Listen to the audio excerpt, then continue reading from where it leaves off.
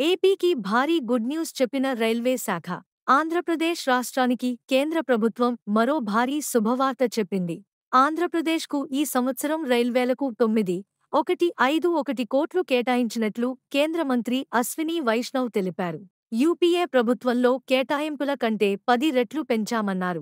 కేంద్ర బడ్జెట్లో తెలుగు రాష్ట్రాలకు రైల్వే కేటాయింపులపై ఢిల్లీలో ఏర్పాటు చేసిన మీడియా సమావేశంలో ఆయన వెల్లడించారు. రాష్ట్రంలో మొత్తం 73,743 కోట్లతో రైల్వే ప్రాజెక్టు పనులు కొనసాగుతున్నాయని ఆయన స్పష్టం చేశారు. అమృత్ పథకం కింద 73 రైల్వే స్టేషన్లు అభివృద్ధి చేస్తున్నట్టు చెప్పారు. ఏపీలో కూడా 100% రైల్వేలు విద్యుద్దీకరణ జరిగాయని కేంద్ర మంత్రి అశ్విని వైష్ణవ్ తెలిపారు.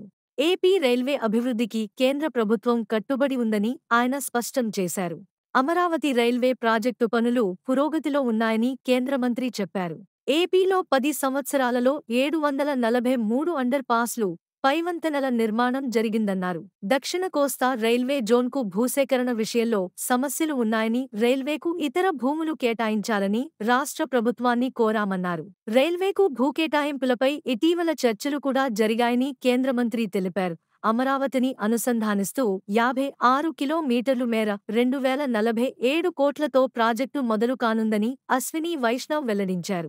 ఎర్రుపాలెం కొండపల్లి నంబూరు మీదుగా రైల్వే లైను ఏర్పాటు చేయనున్నట్లు పేర్కొన్నారు. రైల్వే పనులపై డీపీఆర్ను నీతి ఆయోగ్ ఆమోదించిందన్నారు.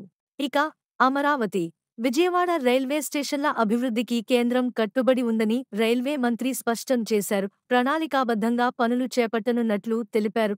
ఏపీలో రైల్వే ప్రాజెక్టులపై లోక్సభలో ఎంపీలు కేశినేని చిన్ని, సీఎం రమేష్ అడిగిన ప్రశ్నలకు కేంద్ర మంత్రి సమాధానమిచ్చారు.